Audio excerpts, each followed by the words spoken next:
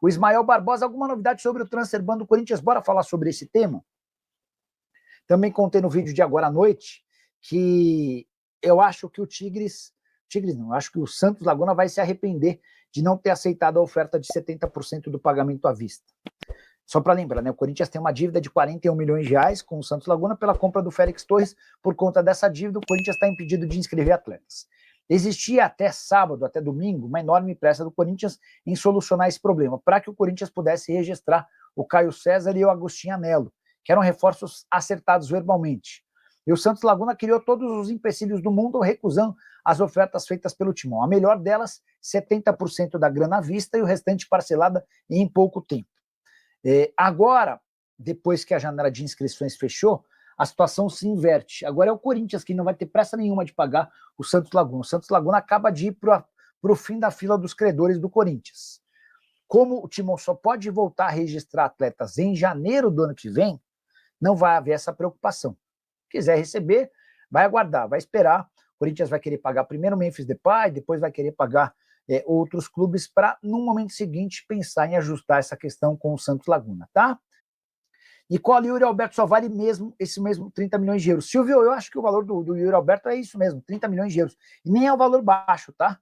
O problema é que o Corinthians tem só 50% dos direitos econômicos. E aí fica bem complicado. O Anderson José, boa noite, Nicola. Novidade sobre a venda do Bidon? Mandar mensagem para o presidente do Corinthians. Osmar Stabile, quer ver?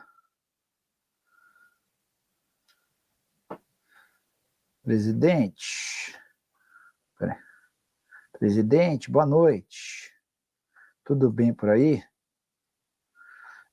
Teve proposta da Arábia pelo Breno Bidon? Essa informação foi publicada pela CNN, na sua parte de esportes, operação que giraria na casa dos 18 milhões de euros, tá? O Corinthians tem 90% dos direitos econômicos do Bidon. Viu? Bidon. Estou pegando aqui nas minhas anotações no Word. A proposta é do Al Ahly, da Arábia Saudita. Oferta de 18 milhões de euros ou 114 milhões de reais. O Corinthians é dono de 90%. Hoje o Corinthians afirma que não tem proposta oficial. Pode ter havido um contato com representantes do Bidon, mas ainda não chegou nada para o Corinthians. De qualquer forma, estou confirmando essa informação com o presidente Osmar Stabile, e assim que a gente tiver alguma atualização, já conto para vocês. Vou até mandar mensagem também para uma outra pessoa do Corinthians. Perguntei se tem proposta de 18... Eu perguntei para o presidente do Corinthians, para o Osmar Stabile, sobre essa proposta, e perguntei para uma pessoa do departamento de futebol. Ela acha que se essa oferta de 18 milhões de euros chegar, o Corinthians vende na hora, tá? A proposta para o Yuri Alberto aconteceu, mas aí sim o Corinthians não quis fazer. Eram 30 milhões de euros da Roma pelo Yuri, só que o Corinthians tem só 50%, ou seja, o Timão ficaria com metade do valor, 15 milhões de euros. O Corinthians entendeu a proposta ruim e recusou. Se essa oferta de 18 milhões de euros chegar pelo Bidon, o Corinthians deve fazer negócio, tá bom? Quero falar agora sobre o Corinthians que prepara o troco em cima do Santos Laguna. Bora te ajudar a entender essa história. Nos últimos dias, o Corinthians fez todos os tipos de tentativa para convencer o Santos Laguna para um acordo. O Corinthians deve 41 milhões de reais ao time mexicano pela compra do Félix Torres e propôs pagamento de 30% desse valor à vista, não houve acordo.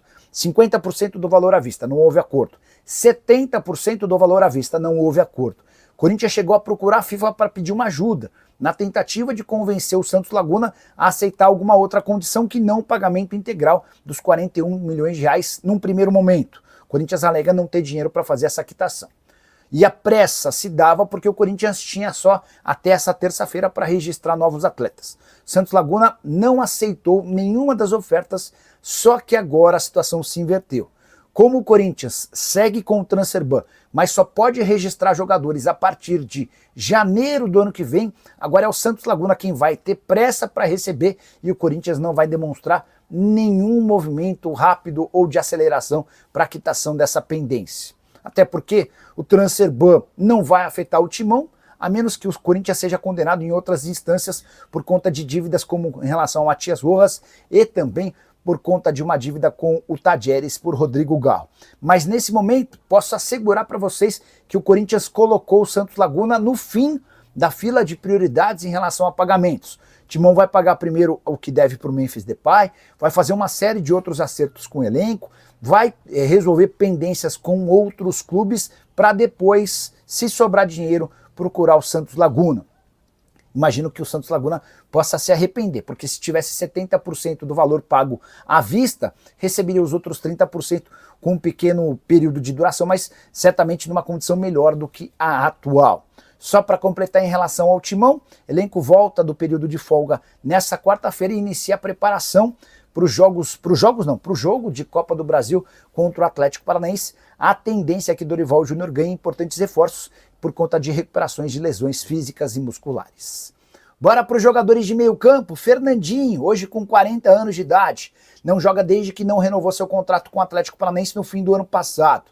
Tem atuado como comentarista esportivo, também foi visto fazendo cursos de gestão da FIFA, mas nunca anunciou de forma oficial a sua aposentadoria. Até por isso estou colocando ele nessa lista. Atleta que, com a camisa do Furacão no ano passado, somou 46 jogos com 8 gols e 7 assistências, números bem interessantes. Aquele mesmo que passou por seleção brasileira, jogou no Manchester City de Guardiola, entre vários outros clubes. Gabriel Pires, volante de 31 anos de idade, defendeu Benfica, Botafogo, Fluminense, entre outros. Não atua desde 12 de abril, quando defendia uma equipe pequena da Grécia chamada Panathinaikos. O contrato foi rescindido de forma amigável no mês de junho e o Gabriel Pires também pode jogar por aqui.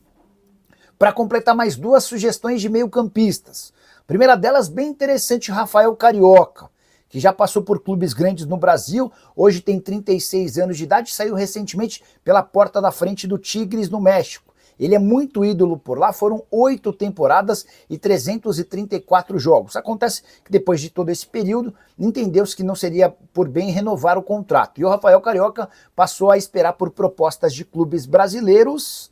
Se seu time precisa de um veterano para recompor o sistema defensivo, se a proteção do sistema dos 4 zagueiros, pode estar aí uma boa oportunidade de negócio.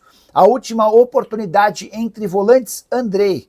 Esse menino surgiu muito bem com a camisa do Vasco, hoje já tem 27 anos de idade. A verdade é que ele não conseguiu confirmar toda a expectativa. Depois de passar pelo Vasco, esteve no Curitiba, no Ceará e atuava pelo Atlético, equipe mineira que joga a Série B. Só 5 partidas no Atlético, não teve seu contrato, ou melhor, teve seu contrato rescindido no mês de junho e também está à disposição. Bora para os meias atacantes e um monte de nome estrelado. Quero começar por Eriksen, dinamarquês, 33 anos de idade, já chegou a valer 90 milhões de euros enquanto defendia a Inter de Milão.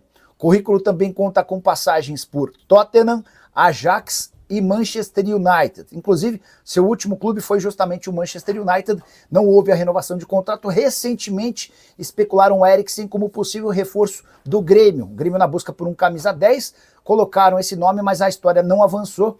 O Grêmio ainda tinha um trunfo, a presença do Bright White, que também é dinamarquês. Acontece que o Eriksen não fechou com o Grêmio, o tricolor acabou se acertando com o William, ex-Corinthians. Quero contar também que Rafinha Alcântara, brasileiro, filho do Mazinho e irmão do Thiago Alcântara, é outra alternativa para o meio campo, 32 anos de idade.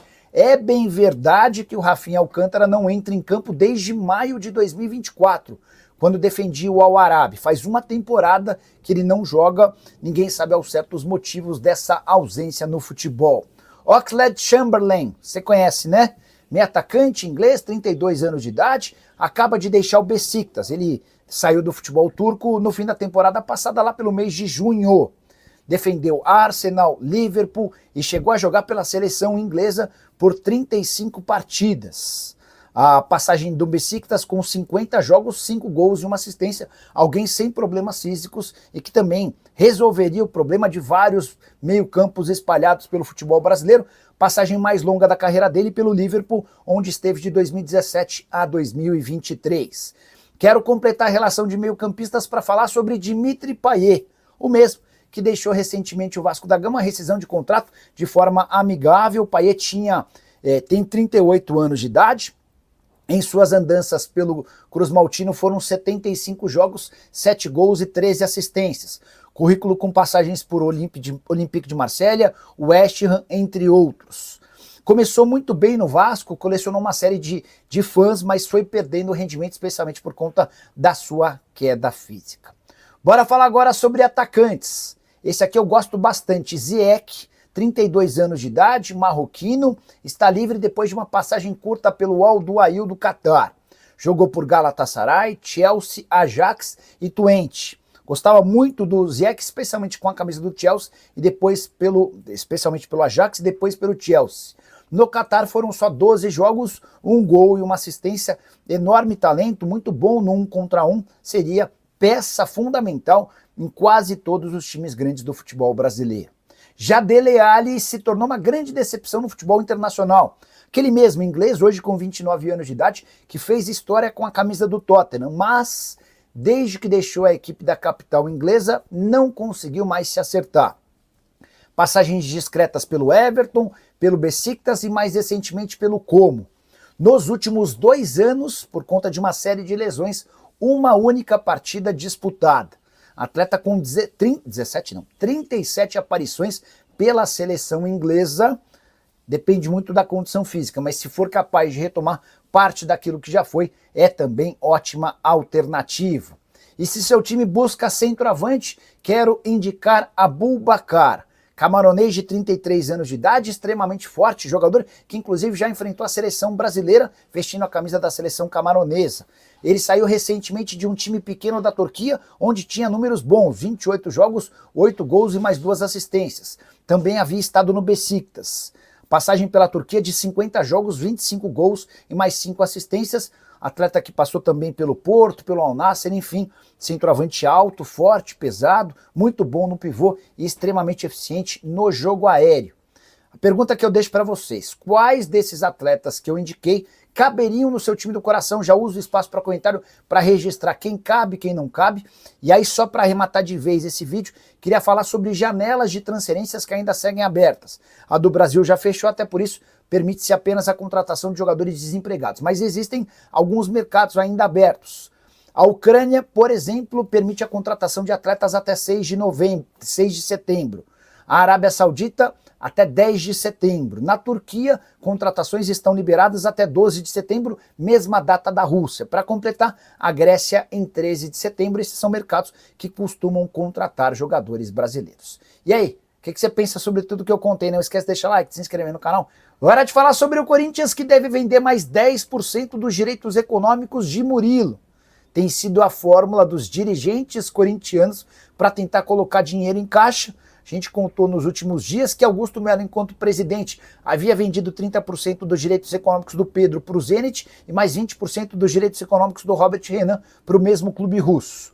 A nova negociação envolve Murilo, zagueiro formado na base alvinegra e que foi negociado em 2023 com o Nottingham Forest, operação na época de apenas 12 milhões de euros. Corinthians tinha 80% dos direitos econômicos e manteve 10% do valor de uma venda futura. A verdade é que o Murilo se valorizou bastante na Inglaterra, tem chamado a atenção de clubes grandes como Barcelona e Real Madrid e hoje está avaliado em 55 milhões de euros. Então, para vender esses 10% que o dono do Nottingham Forest, o Evangelos Marinax, tanto quer, o Corinthians precisaria no mínimo exigir 5 milhões e meio de euros. Resta saber se o Timão vai ter peito para fazer tal cobrança. Se eu sou dirigente do Corinthians e o clube me oferece menos do que isso, eu não faço negócio.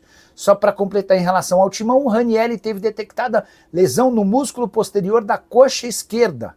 Não há prazo de recuperação, até porque o Corinthians não divulgou a gravidade da lesão. Fala pessoal, estamos aí com atualizações importantes do Corinthians.